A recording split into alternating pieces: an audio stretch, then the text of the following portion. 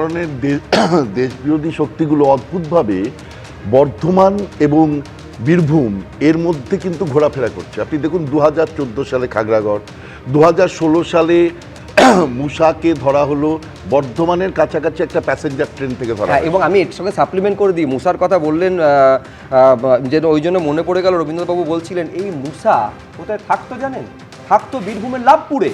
সেখান থেকে সে যখন যাচ্ছিল, একেবারে ঠিক বলেছেন, বর্ধমান স্টেশন থেকে হাতে নাতে তাকে পাকড়াও করা হয়েছিল। 2022 সালে বিরাট পরিমাণ বিস্ফোরক উদ্ধার হলো এই বীরভূম বর্ধমান চত্বরে। বীরভূমে এই জুলাই মাসে কদিন আগে 1200 জিলেটিন, 800 কেজি অ্যামোনিয়া নাইট্রেট, এগুলো সব উদ্ধার হলো বীরভূমের নলহাটি থানার থেকে। তার মানে একটা বিরাট চক্র যে কাজ করছে এটা পরিষ্কার। এবং এটা বলে মানে কোনোভাবে করা যাবে না যে এই টেরোরিজমের ফান্ডিং নিশ্চিতভাবে বাংলাদেশ ভায়া বাংলাদেশ অন্য কোনো রাষ্ট্র থেকে আসছে, বা বাংলাদেশেরও আনসারুল্লাহ বাংলা, জেএমবি, এই যে হুজি, এই যে সমস্ত সম্প্রদায় আছে তাদের মাধ্যমে আজকে তো আমরা দেখতে পাচ্ছি জয়েশ মোহাম্মদের মানে এসটিএফ যেটা বলছে জয়েশের সঙ্গে যুক্ত, তাহলে সেই রকম একটা জায়গায় চলে গেছে। দেখুন এতদিন পর্যন্ত এরা বাংলার যে বর্ডার দিয়ে এইগুলো যাদেরকে আমরা দেখতাম, মানে খাগড়াগড়ের পর্যন্ত এগুলো আমরা দেখতাম যে মানে পুলিশ যে ভার্সন বা এসটিএফ যে ভার্সনটা আমরা শুনতাম সেটা হচ্ছে এটা বর্ডার দিয়ে ঢুকে, বাংলাদেশ থেকে ঢুকে ভারতের বিভিন্ন পর্যায়ে বিভিন্ন এলাকায় ছড়িয়ে পড়তো, অর্থাৎ এটা ছিল খুব সেফ জায়গা।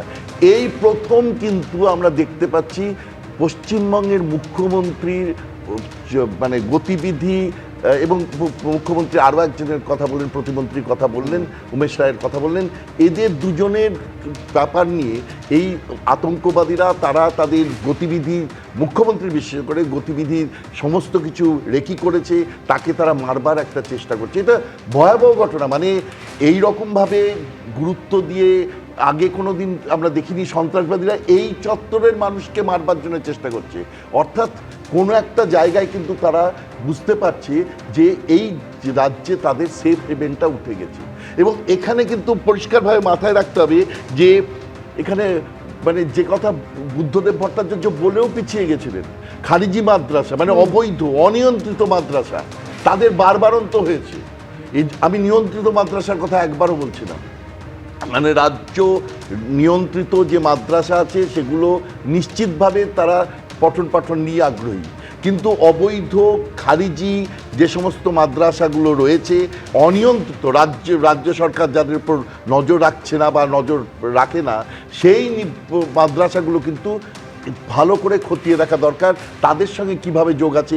কারণ এই একদিকে মাদ্রাসা, তার সঙ্গে এই মানে আমি বলতে চাইছি অবৈধ মাদ্রাসা, এবং তার পাশাপাশি এই যে সোশ্যাল মিডিয়ায় সাংঘাতিকভাবে র্যাডিক্যালাইজেশন। ইনফ্যাক্ট আমার মনে পড়ে যাচ্ছে যখন খাগড়াগড়ের বিষয়টা সামনে এলো তখন শিমুলিয়া সহ একাধিক এইরকম আপনি যে সমস্ত মাদ্রাসার কথা বলছেন সেখানে কিভাবে জঙ্গি প্রশিক্ষণ হতো তদন্তে এই বিষয়গুলো উঠে এসেছিল। এবং সেটা কিন্তু আমি বলছি বিগত চিফ মিনিস্টার বুদ্ধদেব ভট্টাচার্য একবার বলেও বামফ্রন্টের চাপে পিছিয়ে এসেছিলেন। এটা ঘটনা যে খারিজি মাদ্রাসা বা অবৈধ মাদ্রাসা এর মধ্যে একটা বিরাট ভূমিকা আছে।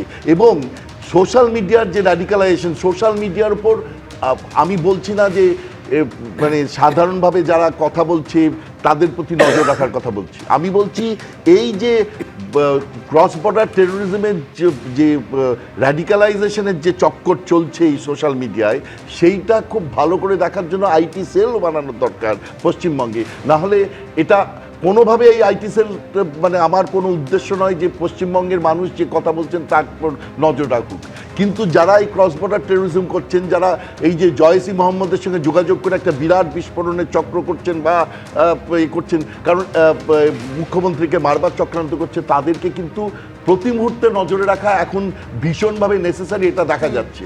এবং এই স্লিপার সেল কিন্তু অনেক দূর ছড়িয়ে গেছে, এটুকু পরিষ্কার।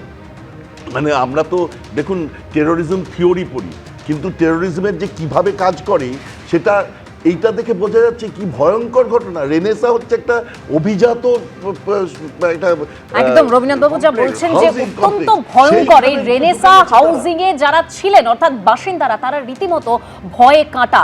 কেউ আবার খবর শোনা মাত্রই আকাশ থেকে পড়েছেন, কারো মুখে আবার শোনা গেছে নিরাপত্তাহীনতার কথা। দেখুন। রীতিমতো আতঙ্কে ভুগছি। পাকিস্তানের জঙ্গি সংগঠন আইএসআই, সাজ্জাদ গ্রুপ, যারা পুলওয়ামা অ্যাটাকের সঙ্গে যুক্ত, আপনাদের এই কমপ্লেক্সে এসে থাকছে, কি বলবেন বিষয়টা কতটা ভয়ের? ভীষণ ভয়ের। কেউ ভয়ে কাটা, কেউ বিশ্বাসই করতে পারছেন না, ভাবতেই পারছেন না তাদের আবাসনেই এতদিন ঘাঁটি গেড়েছিল এক জঙ্গি। এই হলো বর্ধমান শহরে ঢোকার মুখে অভিজাত রেনেসা টাউনশিপ। এখানেই 9 নম্বর রোহিণী ব্লকে 3 তলার RH9/2B নম্বর ফ্ল্যাটে ভাড়া থাকতো কুখ্যাত জঙ্গি হামিম মণ্ডল। বর্ধমানের অভিজাত রেনেসা টাউনশিপের ভেতর থেকে 24 বছর বয়সী যুবক হামিম মণ্ডলকে গ্রেফতার করল বেঙ্গল এসটিএফ। তার বিরুদ্ধে অভিযোগ যে পাকিস্তানের যে জঙ্গি সংগঠন আইএসআই এবং আরো যে জঙ্গি সংগঠনগুলো রয়েছে সেগুলোর সঙ্গে তথ্য আদান প্রদান করত এই যুবক। এই মুহূর্তে আমরা রেনেসা টাউনশিপের মধ্যে রয়েছি। আমার সামনে যে টাওয়ার, যে বিল্ডিং আমরা দেখাচ্ছি, 9 নম্বর বিল্ডিং, এই বিল্ডিং এর মধ্যেই থাকতেন হামিম মণ্ডল। বাবা মাকে নিয়ে থাকতেন। মাস 3 আগে ফ্যামিলি মেম্বারসদের নিয়ে বর্ধমানের এই অভিজাত এরিয়াতে তারা থাকতে শুরু করেন। ফ্ল্যাট নাম্বার RH9/2B, যে ফ্ল্যাটের সামনে আমরা দাঁড়িয়ে রয়েছি, 3 মাস আগে এই ফ্ল্যাট ভাড়া নিয়ে হামিম মণ্ডল এবং তার পরিবারের সদস্যরা এখানে থাকতো। এই ছেলেটি বাড়ি থেকে বেরোতো, কখনো কখনো বেরোতে দেখেছি। মুভমেন্ট দেখে আপনার অ্যাকচুয়ালি কিছু বোঝা যায় না, তেমন অত ফেস দেখেও বোঝা যায়নি, সিম্পলি লাগতো। ভিতরে ভিতরে কি করছিল আমরা তো জানি না। বিল্ডিং এর সামনে 1-2 বার বাইক নিয়ে যেতে দেখেছি কোথাও বাইরের দিকে, কখনো মাকে নিয়ে বসিয়ে গেছে, নিজে গেছে, তো আমরা তো শকড। ধৃত জঙ্গি হামিম মণ্ডলকে ভাড়া বাড়ি পেতে সাহায্য করেছিলেন স্থানীয় এক ব্যক্তি। ভাড়াটা আমি দেখে দিয়েছিলাম, মাস 3 হবে। উনি বলে আমার দাদা শিফট করবে। আবাসন মানেই সুরক্ষিত, এই ভেবেই সকলে সেখানে থাকতে আসে। কিন্তু সেখানেই কিনা ছিল এক জঙ্গি, ভেবেই ভয়ে শিউরে উঠছেন আবাসিকরা। খাগড়াগড়ের ইনসিডেন্ট, সেখানেও দেখেছিলাম সেই ভাড়া, এখানেও জঙ্গি যোগ। তো স্থায়ী বাসিন্দারা এটা করতে পারে না, এটা ভাড়া ছাড়া হতে পারে না। রীতিমতো আতঙ্কে ভুগছি। এই ঘটনার পর ঘর ভাড়া দেওয়ার নিয়ম কানুন নিয়ে সরব হয়েছেন আবাসিকরা। এই রেন্ট নিয়ে কিন্তু আমাদের সমস্যা বরাবরই। বিভিন্ন ভাড়া আছে, এবার কি ধরনের মানুষকে ভাড়া রাখে, আমরাও আমাদের ওখানেও ভাড়া থাকে, কিন্তু আমরা বারবারই কর্তৃপক্ষকে বলি আমরা যে ডকুমেন্টস ছাড়া ভাড়া মানে দেওয়া যাবে না। স্থানীয় বাসিন্দাদের একাংশের দাবি, চুরি, শুটআউটের মতো ঘটনা ঘটায় রেনেসা টাউনশিপে ঢোকার মুখে একটি পুলিশ ক্যাম্প করা হয়েছিল। সেই ক্যাম্পের অবস্থা এখন বেহাল। কয়েক বছর আগে এই রেনেসা উপনগরীতে ঘটা করে তৈরি করা হয়েছিল পুলিশ ক্যাম্প, কিন্তু স্থানীয় মানুষজন যেটা বলছেন যে এই পুলিশ ক্যাম্প আজকে জঙ্গলে ভর্তি। আজ থেকে 1 বছর আগেও এখানে ক্যাম্পে পুলিশ কর্মীরা থাকতেন, কিন্তু এখন কার্যত সমস্ত কিছুই পড়ে আছে, গোটা প্রেমিসেস জঙ্গলে ভর্তি হয়ে উঠেছে। এখানে আমাদের ডিআইজি আছে, এসপি আছে, অনেকে আছে, কিন্তু তারা থাকার পরেও এখানে আমরা নিরাপত্তাহীনতায় ভুগছি। এখানে কেউ কিছু চেক করে না যে কে আসছে কে যাচ্ছে, কোনো সিকিউরিটি গার্ডরা কোনো গাড়ি নাম্বার চেক করা বা কিছু করে না। নিরাপত্তার খোঁজে যেখানে আসা, আপাতত সেখানকার বাসিন্দাদের গ্রাস করেছে নিরাপত্তাহীনতা। ময়ূক ঠাকুর চক্রবর্তী ও কমল কৃষ্ণদের রিপোর্ট, এবিপি আনন্দ। এবিপি আনন্দ, এগিয়ে থাকে, এগিয়ে রাখে।